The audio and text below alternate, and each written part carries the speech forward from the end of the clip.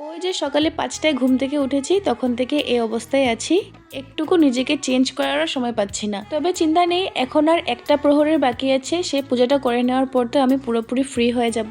চতুর্থ প্রহরে ভগবানকে ভোগ লাগানোর জন্য আমি কিন্তু এখানে খিচুড়ি রেডি করছি। সকাল থেকে কিন্তু খিচুড়ি বানাবো করে কোনো প্ল্যানিংয়ে ছিলাম না, এটা কিন্তু ইনস্ট্যান্ট হয়েছে। যেহেতু 3 নম্বর প্রহরেও আমি কিছু না কিছু একটা ভোগ প্রসাদ দিয়েছি, তো ভাবলাম 4 নম্বর প্রহরটাতে আমি কেনই বা কিছু না দিয়ে থাকবো। কি করব কি দেব ভাবতে ভাবতে বিরাট কিন্তু আমাকে এই আইডিয়াটা দিয়েছে। আইডিয়াটা পাওয়ার সাথে সাথে আমি আর দেরি করিনি, তাড়াতাড়ি করে খিচুড়ি বসিয়ে দিয়েছি, কারণ কি সমস্ত কিছু বাড়িতে ছিলই। আলাদা করে সবজি বানাইনি, খিচুড়ির মধ্যেই সব সবজি দিয়ে দিয়েছি। কিন্তু শুধু শুধু খিচুড়ি দিতে আমার ভালো লাগছিল না, তাই বেগুন ভাজি আর আলু ভাজি করে নিয়েছি। হয়তো আমার হাতের এত কিছু ভোগ নিতে ভগবানের ইচ্ছা করছিল।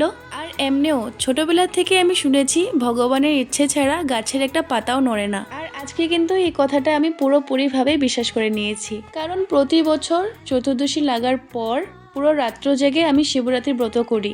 এই বছর সেটা না করে আমার মায়ের কথা শুনে আমি পরের দিনটা চুজ করলাম। আর যদি আমি আজকে ভোরবেলা থেকে পুজো না করতাম, তাহলে হয়তো আমি এত কিছু ভোগ বানিয়ে ভগবানকে অর্পণ করতামই না। কারণ রাত্রভর জেগে যদি আমি পুজোটা করতাম, পুরোপুরি পুজো সম্পূর্ণ হতে আমার রাত্রের 3টা সাড়ে 3টা তো বেজেই যেত। একা একা আমার এত কিছু করতে ইচ্ছা করতোই না। তাই এখন ভাবছি হয়তো ভগবান নিজের থেকেই চেয়েছিল আমি পরের দিনে পুজো করি আর নিজের হাতে এত কিছু ভোগ বানিয়ে ভগবানকে দিই। একটা কথা এখন হয়তো তোমাদের বললে তোমরা বিশ্বাস নাও করতে পারো, যেদিন চতুর্দশী লাগবে সেদিনই আমি পুজো করব করে ভেবে নিয়ে আমি কিন্তু আগের দিনেই সংযম করে নিয়েছিলাম। গতকাল আমি কিন্তু 12টা পর্যন্ত উপাসে ছিলাম, তারপর ব্রেকফাস্ট লাঞ্চ এসব করেছি।